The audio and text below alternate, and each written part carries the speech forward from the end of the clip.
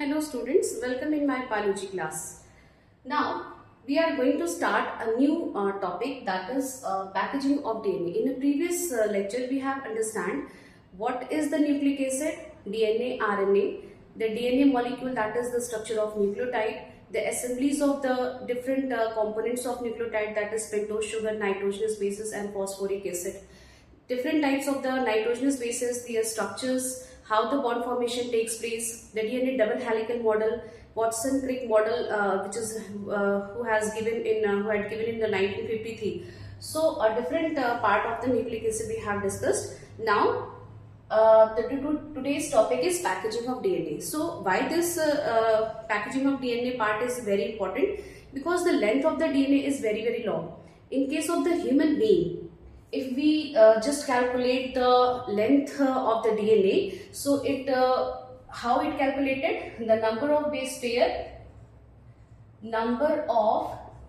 pair in human DNA.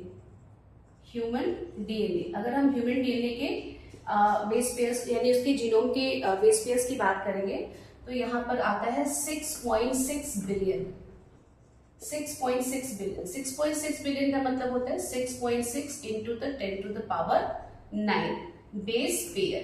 इतने base pair आपके human में पाए जाते हैं। ठीक है, अब हमने पिछली क्लास में ये भी पढ़ा था कि दो कॉन्जिक्यूटिव जो बेस पेयर्स होते हैं उनके बीच का डिस्टेंस कितना होता है। So this distance between two consecutive base pair, दो कॉन्जिक्यूटिव यानी कि एक आसपास, यानी कि अगर हमने डीएनए डबल हेलिकल ऐसे स्ट्रक्चर देखा था तो जो दो बेस पेयर है, suppose this is the base pair, तो इन दोनों के बीच की जो दूरी होती है वो कितनी होती है 3.4 एंगस्ट्रॉम। तो यहां पर कितना हो गया 3.4 एंगस्ट्रॉम। इसको अगर हम मीटर में कन्वर्ट करेंगे तो 3.4 into 10 to the power -10, 1 angstrom equal to 10 to the power -10 metre. तो इतनी हमारी लेंथ हो जाएगी। ठीक है, तो दो कॉन्सिक्यूटिव बेस पेयर के बीच की दूरी 3.4 इंटू 10 टू पावर -10 मीटर, और नंबर ऑफ बेसिस कितने हैं हमारे ह्यूमन डीएनए में 6.6 into 10 to the power 9। So when we calculate the length of human DNA, if we calculate the length of human DNA, तो यहां पर क्या करेंगे, number of base pair, total number of base pair into distance between two base pair, तो जितने number of base pair हैं अगर उनको 0.34 से या 3.4 से अगर हम इसको मल्टीप्लाई कर देंगे तो ये निकल आएगा। तो यहाँ पे क्या हो जाएगा 6.6 into 10 to the power 9 into distance कितनी है 3.4 इंटू 10 टू द पावर -10। तो जब इसको हम कैलकुलेट करेंगे तो कुछ 2.44 into 10 to the power -1, -10 and +9 कितना हो जाएगा, cancel out, 9 and cancel out हो जाएगा, -1 बचेगा। अब यहाँ पर जब इसको हम करेंगे तो ये जो एक पॉइंट है वो लेफ्ट साइड में आ जाएगा 2.244 मीटर। सो हमारे ह्यूमंस में जो डीएनए की जो लेंथ है वो करीब 2 मीटर है। That is very long DNA. And the size of nucleus, जो यूकैरियोटिक साइज ऑफ न्यूक्लियस है, न्यूक्लियस वो कुछ माइक्रोमीटर में होती है, यानी कि 10 टू द पावर -6 मीटर में होती है। So this long DNA, how adjust in a very small size of nucleus. So here there is a concept of packaging of DNA. So DNA किस तरह से पैकेज होता है, यानी कि रैप होता है और रैप होकर के बेहद ऑर्गेनाइज्ड मैनर में ये न्यूक्लियस के अंदर फिट होता है। So let us understand how the packaging takes place.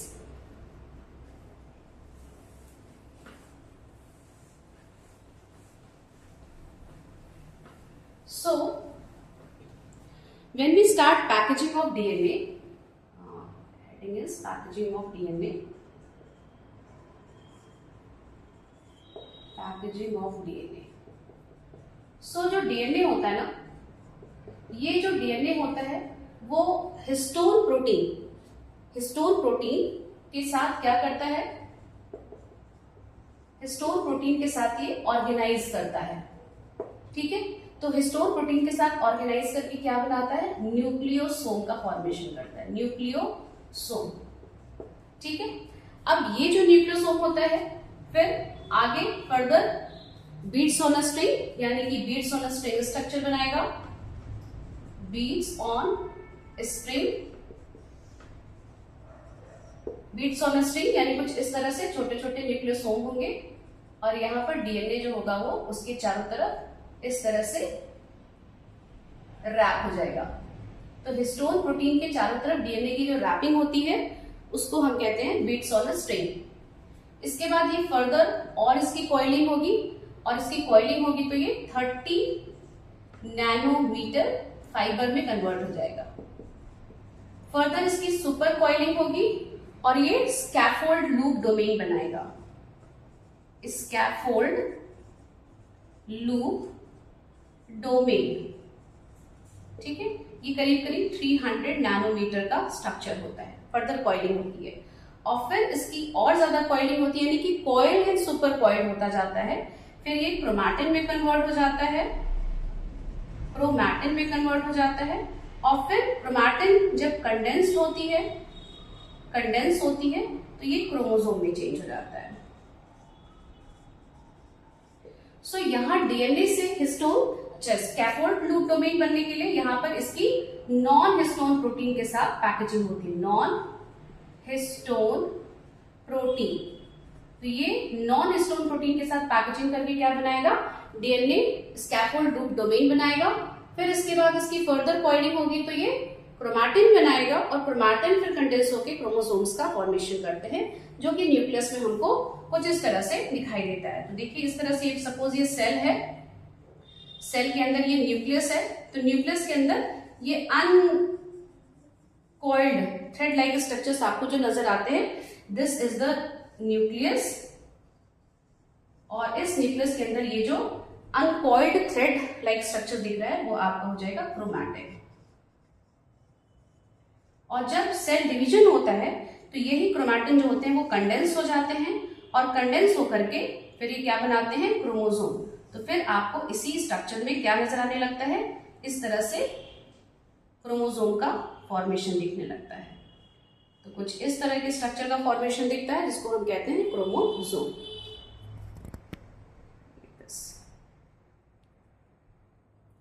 Okay, तो अब यहां पे हम समझते हैं कि कैसे न्यूक्लियोसोम का फॉर्मेशन होता है और कैसे आगे के प्रोसेस को किया जाता है। So let's understand. चलिए यहां पर देखिए क्या होता है कि जो डीएनए, ये जो हिस्टोन प्रोटीन है, हिस्टोन प्रोटीन, ये जो हिस्टोन प्रोटीन होती है ये ऑक्टामर फॉर्मेशन करता है। It forms the octamer, octamer, histone octamer बनता है। कैसे बनता है, there are 4 type of histone protein, 4 type of histone protein. कौन कौन सी होती है हिस्टोन प्रोटीन, टोटल 8 होती है, H2A, H2B, H3, H4 और ये सब 2-2 होते हैं। नंबर कितने होते हैं, 2-2। तो टोटल कितना हो गया, टोटल 8, यानी कि हिस्टोन ऑक्टामर का फॉर्मेशन होता है। So there are 8 histone protein of 4 type together form the histone octamer.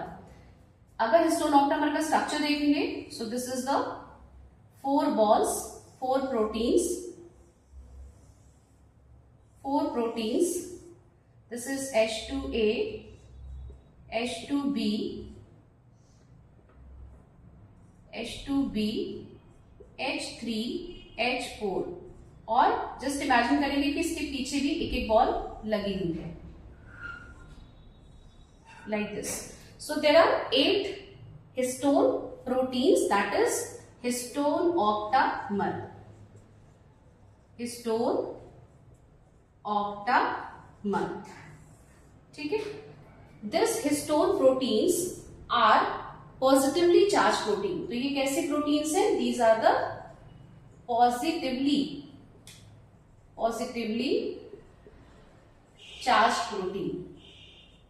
Charged proteins. And इसमें कौन कौन से अमाइनो एसिड होते हैं जो कि ज्यादा पाए जाते हैं, पॉजिटिवली चार्ज अमाइनो एसिड्स होते हैं। तो यहाँ पर lysine and arginine rich amino acids are found. तो यहाँ पर लाइसीन और आर्जिनिन रिच अमाइनो एसिड्स की वजह से ये जो हिस्टोन प्रोटीन होता है वो पॉजिटिवली चार्ज होता है, और जो हमारा डीएनए होता है, डीएनए ये कैसा है, निगेटिवली चार्ज मॉलिक्यूल है, निगेटिवली चार्ज्ड मॉलिक्यूल। क्यों निगेटिवली चार्ज मॉलिक्यूल है? Because of phosphate group. तो यहाँ पे जो फॉस्फेट ग्रुप होता है इसकी वजह से डीएनए जो है वो निगेटिवली चार्ज है, जबकि जो हिस्टोन प्रोटीन है वो पॉजिटिवली चार्ज है। And as you know in the nature the positive and negative they interact with each other very formally. तो यहाँ पे पॉजिटिव और निगेटिव का एक अट्रैक्शन होता है जिससे कि एक कॉम्प्लेक्स बनता है, और उस कॉम्प्लेक्स को हम कहते हैं न्यूक्लियोसोम। तो अब देखिए यहाँ पे कैसा हो रहा है कि यहाँ पर जो डीएनए है वो इसके चारों तरफ क्या हो रहा है, रैप कर रहा है, और रैप करके इस तरह का स्ट्रक्चर बना रहा है। सो दिस इज द डीएनए, ठीक है। तो यहां पर ये जो स्ट्रक्चर बना, अब जो डीएनए प्लस हिस्टोन का जो स्ट्रक्चर बन रहा है उसको हम कहते हैं nucleosome. So this structure is nucleosome, ठीक है। अब यहां पे देखिए ये जितना डीएनए इस हिस्टोन ने कवर करके रखा है उसको कहते हैं कोर डीएनए, जो कि कितना होता है 146 बेस पेयर के आसपास होता है, 146 147। जबकि ये दूसरा जो बाहर निकला हुआ डीएनए है जिससे कि दूसरा न्यूक्लियोसोम, सपोज करिए अगर हम यहाँ पे एक दूसरा न्यूक्लियोसोम का फॉर्मेशन कर दें, सपोज हम एक न्यूक्लियोसोम यहां और ड्रॉ कर लेते हैं। So this is 4 and 8, this is 8, H2A, H2B, H3 and H4।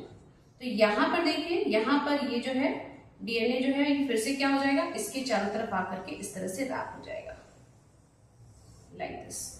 तो यहां पर this structure is called nucleosome, ठीक है। तो ये जितना डीएनए का पोर्शन इस न्यूक्लियोसोम को, इस हिस्टोन ऑक्टावर को कवर कर रहा है उसको कहते हैं कोर डीएनए, और इसमें कितने बेस पेयर होते हैं 146 बेस पेयर। जबकि दो न्यूक्लियोसोम को जोड़ने वाला जो डीएनए होता है उसको कहते हैं लिंकर डीएनए। तो ये जो लिंकर डीएनए होता है इसकी जो लंबाई होती है, लेंथ होती है, वो 60 बेस पेयर के आसपास होती है। तो यहाँ पर जो न्यूक्लियोसोम है वहां पर क्या है, आपका हिस्टोन ऑक्टामर है और प्लस आपका कोर डीएनए है। दो न्यूक्लियोसोम को जोड़ने के लिए बीच में क्या है, लिंकर डीएनए है, और लिंकर डीएनए को आपस में कंफर्म करने के लिए, यानी कि ये जो कनेक्शन है वो लूज ना हो, ये रैपिंग खुले ना, तो इस रैपिंग को टाइट करने के लिए इन दोनों के बीच में क्या होगा, लिंकर हिस्टोन यानी कि H1। तो यहाँ पर देखते हैं कैसे लिंकर हिस्टोन भी कनेक्ट होता है। चलिए, तो यहाँ पर थोड़ा सा लिंकर हिस्टोन, एक ये तो सिंपल सा स्ट्रक्चर हो गया जिसको आप समझ सकते हो। और अब हम बात कर रहे हैं कि ये आपको कैसा नजर आता है। तो यहाँ पर ये हो गया आपका हिस्टोन ऑक्टामर, और यहां से देखिए ये डीएनए जो है वो एंटर कर रहा है, तो ये अंदर पीछे की तरफ जाएगा, और फिर ये बाहर की तरफ, फिर ये पीछे की तरफ जाएगा, और फिर ये बाहर की तरफ, और ये इस तरह से, ठीक है। तो ये आपका हो गया core DNA, this is linker DNA, और यहां पर ये दोनों जो लिंकर डीएनए हैं उनको कंफर्म करने के लिए, उनको कनेक्शन को फिक्स करने के लिए यहां पर ये जो प्रोटीन है जिसको हम कहते हैं H1 histone protein, H1 histone protein.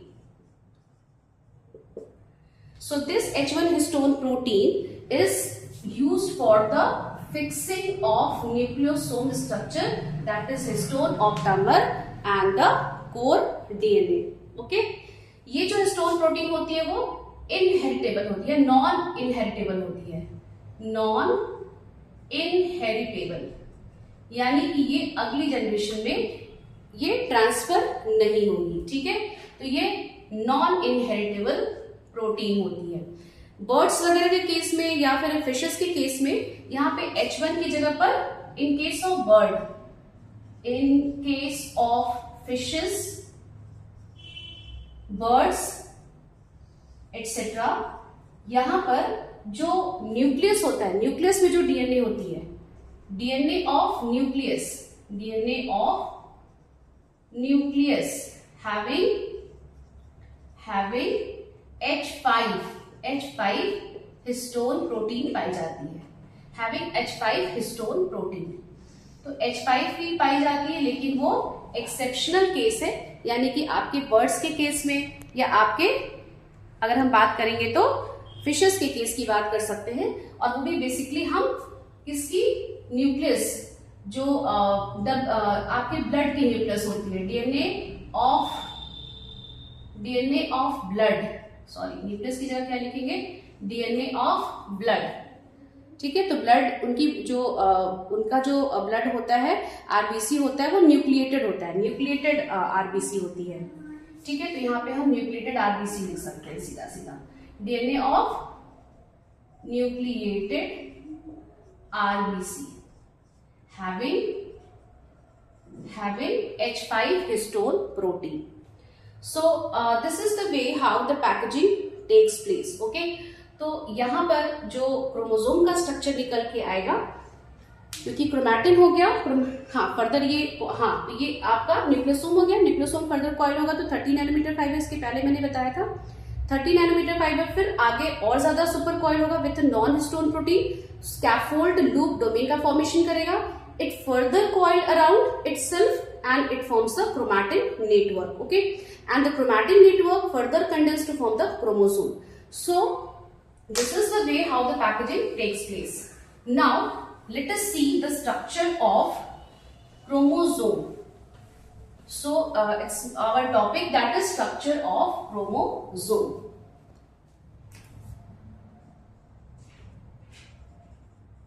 Structure of chromosome, ठीक है। तो अगर हम एक स्ट्रक्चर की बात करें, क्रोमोसोम के स्ट्रक्चर की बात करें, तो यहां पर क्रोमोसोम में क्या होता है, प्राइमरी कॉन्स्ट्रक्शन होता है, ठीक है। इसके बाद क्या होगा,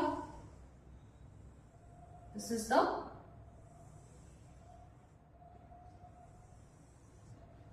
okay, so this is the way, this is the structure of chromosome. अब यहां पे डीएनए की थ्रेड होगी with histone protein and with some non histone proteins. तो यहाँ पे डीएनए की जो थ्रेड है, इस थ्रेड को हम क्या बोलते हैं, chromonemata, chromonemata, okay. And on this chromonemata there is a beads of nucleosome जो कि हमको दिखाई देता है, तो उस बीड्स को हम कहते हैं क्रोमोमियर्स। ऐसे बीड्स के स्ट्रक्चर, बीड्स लाइक स्ट्रक्चर दिखाई देते हैं, तो उसको हम कहते हैं chromomeres. So this is chromomere. यहां पे जो आउटर मेम्ब्रेन है इसको कहेंगे पेलिकिल, पेलिकिल, एंड यहां पे अंदर मैट्रिक्स होगा, fluid based structure. So this is a matrix. So अंदर क्या भरा है, मैट्रिक्स। यहां पे जहां पे कॉन्स्ट्रिक्शन दिख रहा है उसको हम कह रहे हैं primary constriction. So this is primary constriction.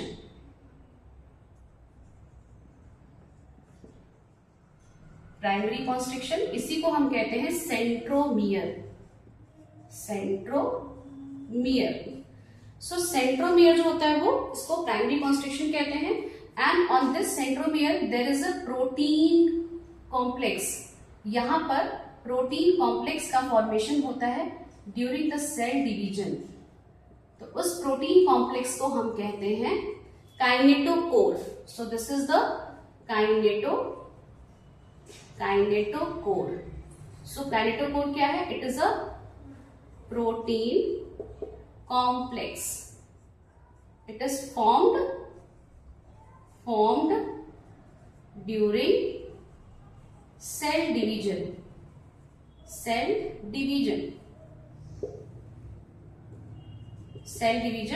और इसका प्राइमरी कॉन्स्टिट्यूशन सेंट्रोमियर का फंक्शन क्या होता है? it provides the attachment point to the spindle fiber. So it provide attachment site to the spindle fiber at the time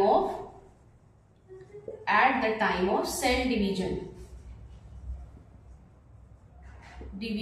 At the time of cell division. तो ये cell division और attachment site, और attachment में कौन help करेगा? Kinetochore. Okay, यहां पे जो एंड है उस एंड ऑफ द क्रोमोसोम को एंड ऑफ क्रोमोसोम इसको हम क्या कहेंगे? Telomere.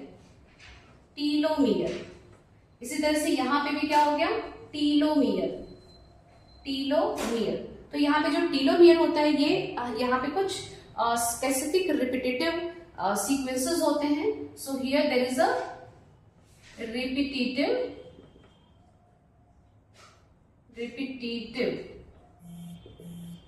DNA sequences, repetitive specific DNA sequences होते हैं, और इसका काम होता है प्रोटेक्शन करना. So it protect the chromosome and also, so what is the function? It protects the chromosome from degradation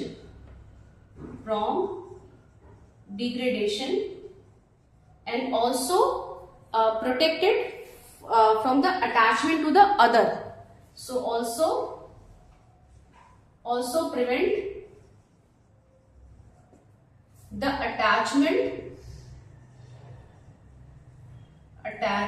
to other chromosome. तो दूसरे क्रोमोसोम से ये जाकर के अटैच भी नहीं होगा, और डिग्रेड होने से भी ये जो पोर्शन है वो बचाता है. So telomere is very very important part. So यहाँ पे देखिए, एक सिंपल अगर हम क्रोमोसोम का स्ट्रक्चर देखते हैं तो यहाँ पे हमको एक डिप्रेशन दिखेगा जिसको हम कहेंगे primary constriction. This is also called centromere. It provides the attachment site to the spindle fibre at the time of cell division. तो जब सेल डिवीजन होती है, सपोज करिए यहाँ पे सेल डिवीजन हो रही है, तो यहाँ पर पोल पे जो आपके स्पिंडल फाइबर, ये आपका स्पिंडल फाइबर का इस तरह से फॉर्मेशन होता है, जो सेंट्रियोल होता है, ठीक है. और यहाँ पर ये जो स्पिंडल फाइबर है उससे हमारी क्रोमोसोम जो होती है वो जाकर के क्या होती है? अटैच होती है. तो जिस पॉइंट से स्पिंडल फाइबर क्रोमोसोम से अटैच होता है उसी पॉइंट को हम कहते हैं आपका centromere, that is primary constriction. अब इस अटैचमेंट के लिए प्रोटीन की जरूरत होती है, तो यहाँ पे प्रोटीन का फॉर्मेशन होता है, सो कहते हैं kinetochore. This is the protein complex, और ये भी सेल डिवीजन के टाइम पे ही फॉर्मेशन होता है. ये बाहर की जो मेम्ब्रेन है जो कि अंदर की चीजों को कंटेंट को प्रोटेक्ट कर रही है, दैट इज कॉल्ड पेलिकल. अंदर हो गया matrix, end of the chromosome that is telomere, और जो डीएनए कंटेंट है विद प्रोटीन उसको हम कहते हैं क्रोमोनिमेटा. बीड्स स्ट्रक्चर्स नजर आते हैं जिसको कहते हैं क्रोमोनियस. So this is the simple structure of the chromosome. अगर हम थोड़ा सा इलैबोरेट करेंगे तो यहाँ पे सेकेंडरी कॉन्स्ट्रिक्शन भी नजर आता है, और इसके साथ साथ आपका जो सैटेलाइट का फॉर्मेशन है वो भी दिखता है. So let us C.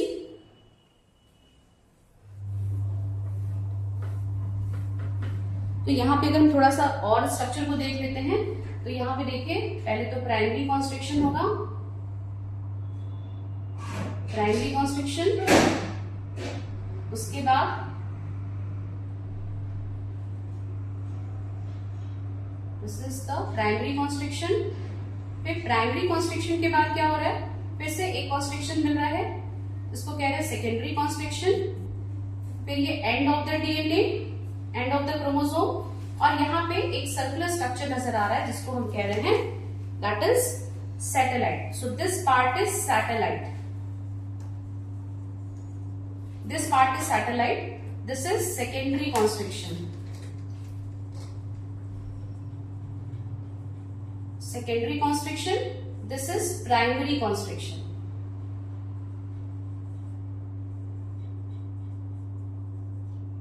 This is called primary constriction. Okay, so this is the way how to this is the structure of the chromosome. अगर हम थोड़ा सा डिवाइडेड क्रोमोसोम का स्ट्रक्चर देख लें कि डिवीजन के बाद कैसा दिखता है, तो यहाँ पे क्रोमैटिड फॉर्मेशन हो जाता है। So suppose this is the primary constriction, और यहाँ पर क्या हो गया, अब ये डिवाइडेड, जब क्रोमोसोम डिवाइड होता है सेल डिवीजन के टाइम पे, तो कुछ इस तरह से नजर आता है।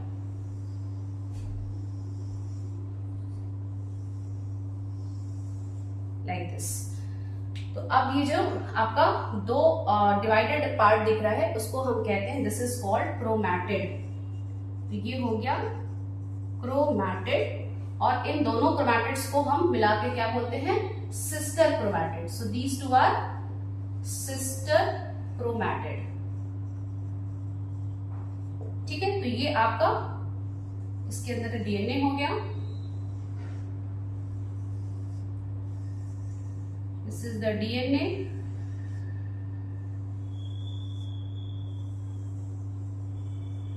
Okay, so this is the DNA part, chromonemata. So यहाँ पे हो गया, ये जब डिवीजन होने लगता है तब ये जो आपका सेंट्रोमियर के बीच से, यानी कि ये वो एरिया है दैट इज सेंट्रोमियर, जहाँ पे दोनों क्रोमैटिड जो होते हैं बिल्कुल क्लोज कनेक्शन के साथ होते हैं। So this is one chromatid, this is the another chromatid. Okay, so there are various type of the chromosomes. Chromatin is found that is euchromatin, heterochromatin.